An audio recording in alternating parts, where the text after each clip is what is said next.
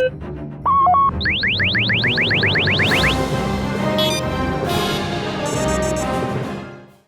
what's up everyone? Welcome to my little soda cleaning for bottom draining cans. As some of you know, I am a can collector. You may have seen my can collection video that I did about a year ago. There is an updated version of that video that is on the way, but I have to build some shelves first because I'm running out of room in my room for display with Star Wars Expanding Universe collection, with can collection. It's getting a little hectic, so we're building shelves, and then my new updated can collection video will be out. But for the time being, I figured I'd make a little like kind of Q&A kind of video. It's not really Q&A, but I figured that not everyone knows about some of the antics of soda can collecting. So for soda can collectors, we don't just collect empty top soda cans. Some of us go to more interesting extremes for the cans in our collection. So I have here an example of, a standard can that you'd have in a collection. Many people will be happy with just the top opened. Usually we'll have the tab pinned back and the insert pushed back, and keep the can like that. Good shape, good for stacking, good for display. Standard opened. It'll of course be rinsed, Clorox wipe, paper towel, cleaned thoroughly to avoid rust and keep the damage at a minimum to keep it preserved for as long as possible. But that's not the only way you can deal with cans. Now I have here an older can model. This is Yukon Cola from who knows how long ago. I don't actually know on this one, but this was back when they sealed cans along a line. So it was printed out as a sheet. So you could get sheets that were uncut, and the sheets were then cut and taped together, and then at each edge was glued this. So it doesn't sound like a sanitary way for a can to get put together, but what do I know?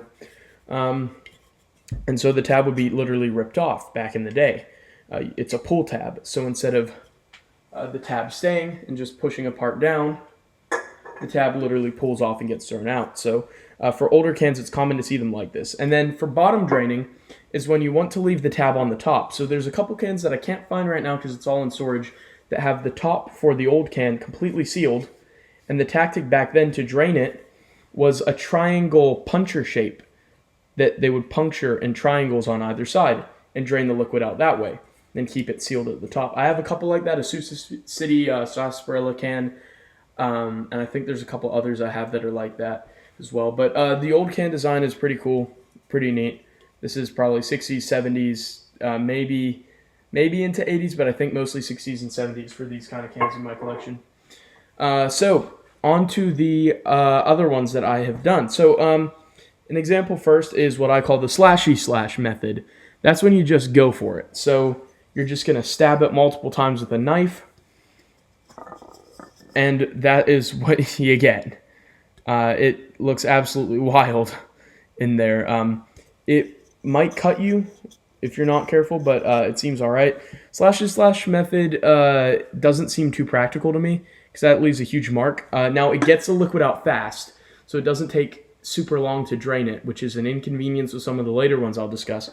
But on the bright side, so it gets the liquid out, but it just leaves so much mark that it seems like, is that really the best way to do it? But leaves the top completely sealed. So this is bottom draining for cans, and some collectors like to do that. So that's Dr. Bob, of course, a sought-after one for can collectors, actually. Then we have a method where it's like a hole puncher. So the hole puncher method is just like pop, pop, on either side. Sometimes there's just one, sometimes there's one around the ring on the outside. And this method seems more practical to me. I've never done it myself because I don't have the equipment for it, but it's a very common one for getting cans secondhand. So if I buy some can collection on eBay, and a lot of them are bottom drained, a lot will be drained like this. It seems like it's a very practical, very easy way to drain the cans. Then we have this method, which is a method that I invented. It prioritizes being sleeker, a little sleeker than slashy slash. It's a simple knife stab, and it can be as big or small as you want it to be. It really depends on the knife. And you put one around the ring, because otherwise liquid will get caught there and won't be able to come out via the middle perforation. So you first do that, and it just punctures it, and it'll fizz up, and it'll all splash out. And then this right here will get the last of it. So then you'll do that afterwards with a little knife. And so a knife is a helpful tool for that. And it is pretty practical, I'd say, overall. And also is a nice look. So the bottom isn't too, mangled. I think there's a nice difference. It's subtler and still gets the job done. Now, some people might ask me, do you prefer top open or bottom drain cans? Now, bottom drain cans look neater. There's no doubt about it. It looks like a full can, so it looks less trashy, I think you could say. It's a cleaner design. So if I could have it my way, I'd have a lot of them like that. But it is simple to just crack it open. Then you're not wasting the liquid, etc., which is nice as well. I don't particularly mind, but obviously I think this is a little bit neater of a look. The final design method that I'd like to show you before I demonstrate my method in the sink with a few full cans over here is, and the trusty knife, is a very difficult method that was revolutionized on TikTok. TikTok shows how to do this, and I saw it because someone sent it to me, and because I don't watch TikTok. And so you're supposed to hide it by putting it under the tab. So this is completely drained, but there's no marks on the bottom where can collectors usually will drain their cans from, but instead on the top. Now, I didn't hide it as well as in the video.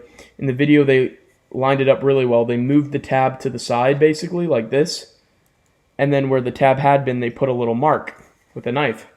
So I didn't line it up quite as well, but in the end, it does leave a pretty nice look. So you're kind of confused, like, where is the hole at first? It's kind of obvious now on camera, but when you pick it up, you're like, where is the hole on the bottom? But there it is, hidden under a tab at the top. So I'm not sure if anyone was really interested in this information, but I figured I'd make a video on it, because who else is making can collecting videos? Not a lot of people. Not a lot of people. So this is to go over here with some extra cans that I have over there for cleaning, and I'm going to show you guys how to drain cans using my method. So we'll try to get the camera a little bit closer here. I'm not sure how much closer I can realistically get it, but we shall see. I'm doing this on the fly. Okay, that should be good. I think that'll be a pretty good view, if my computer will stay. Please stay. Thank you. Okay, make some room here. Okay, so these cans I got as a set. I drank one of them, and it was absolutely terrible.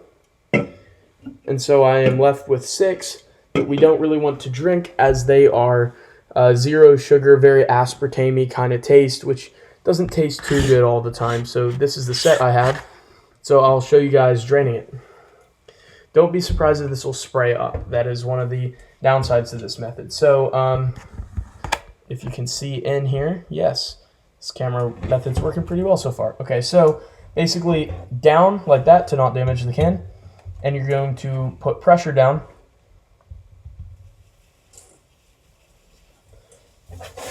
and tip it over. Ooh, this one smells good. I might actually taste this. Still aspartame, not very good. Ugh. That aftertaste is wildly bad. Okay, and so it's going to spray for a while. Kind of a fun noise.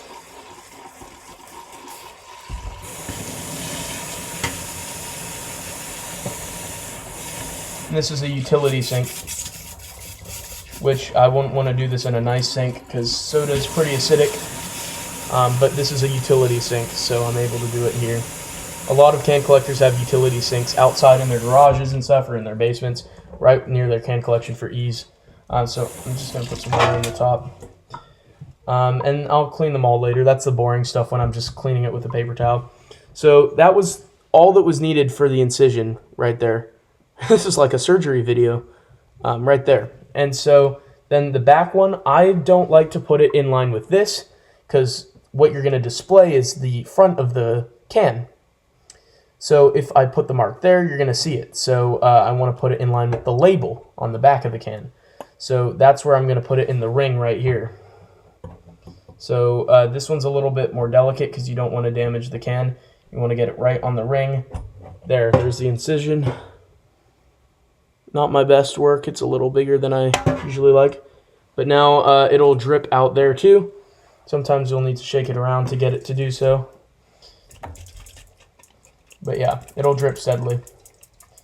And if I leave it for a few hours just face down, it'll be gone. So why don't we do another one here?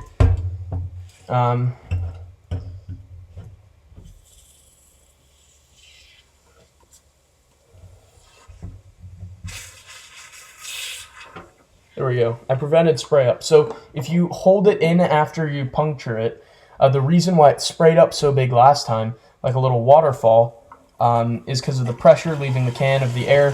So if you hold it in for a while and like remove it and then put it back in, for some reason that stops it from spraying up so like nuclear like immediately. But then if I shake it around, it's gonna kick back up and drain pretty quickly.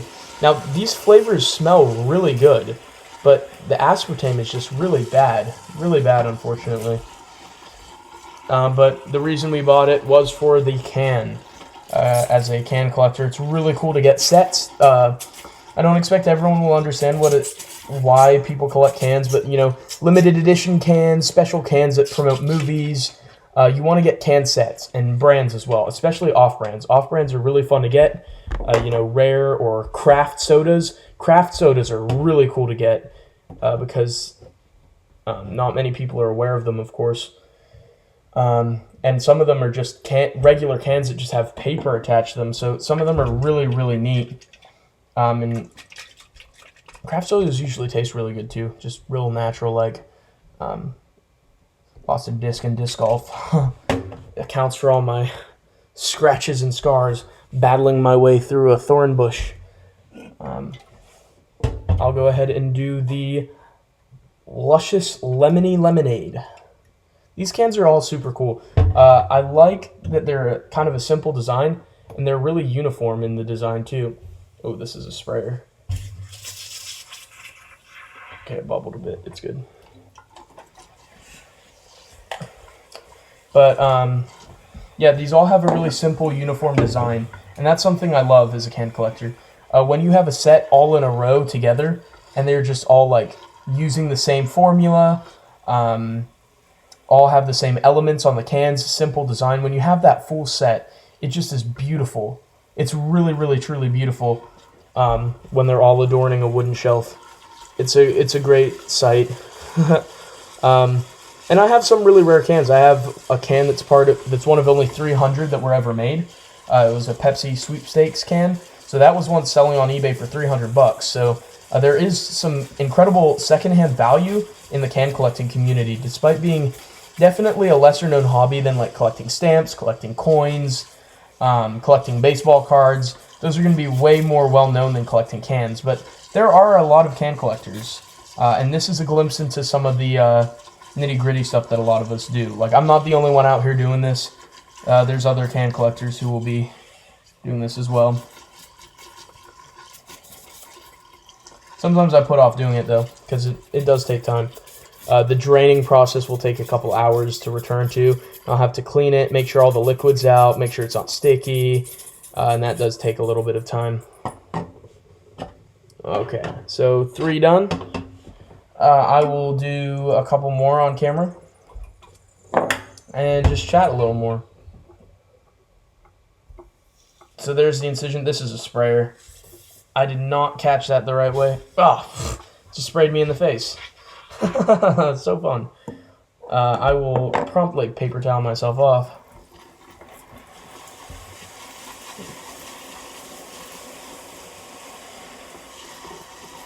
It's kind of satisfying, like the noise.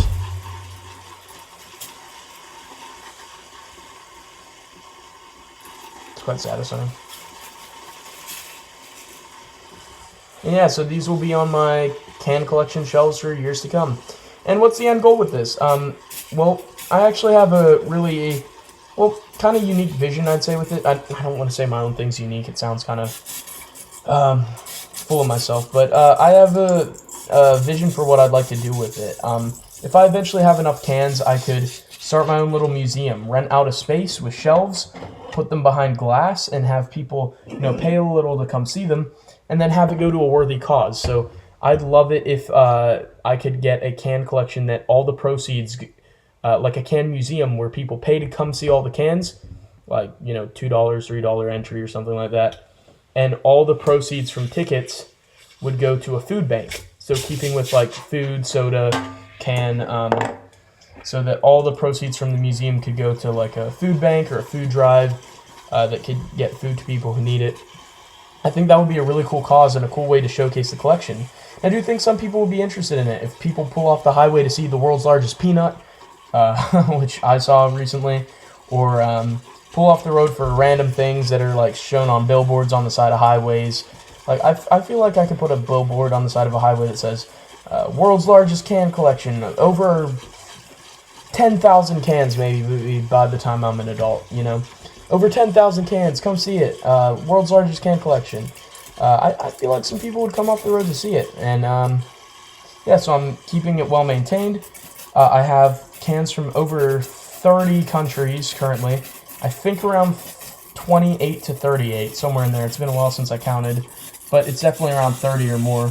This is making a funny noise.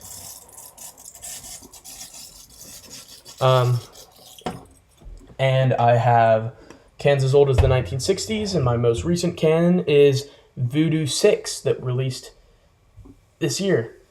It's a 2024 one. I do not want this one to spray on me. There we go. This one's dark brown, so it'll stain my shirt if I had gotten it on me, so I was making sure to be extra careful there.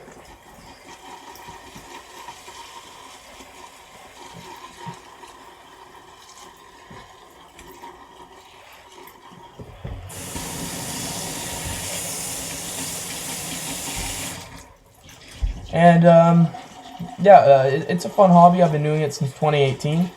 I started a soda cataloging website because someone said, how many Mountain Dews are there? And I looked it up, and there were over 300, and I was so fascinated by that I started to collect sodas. And then I found out about off-brand sodas like Dr. Bob, and I was hooked. And so it's been a hobby for me. I started collecting cans because I thought I've got to preserve them. When can companies change their logos, which happens a lot, recently Walmart rebranded all of their generic sodas to have new designs. Those cans are just lost forever unless can collectors, like I'd find, there was a dedicated bunch, like 50, 100, several hundred, like dedicated can collector influencers on Instagram. There's Michael Cohen from popcan.org. There's Zappa on the Jukebox. There's RC Cans. There's a Canadian guy who collects a lot of them, Aidan Dunphy. There's a lot of can collectors on Instagram, in the Instagram scene. I'm forgetting a lot of them, so I apologize. There's the Can Collection website. So there's a lot of awesome can collectors who are preserving these, because otherwise they're just going to be lost forever without people who collect them, take care of them, keep them in good condition. So it became something that I was oddly passionate about. It came at a time where I needed a hobby in 2018, and so it was a really cool thing for me to get into. It's cheap too, so I don't have to pay. Well, I say it's cheap, but soda can prices are going way up.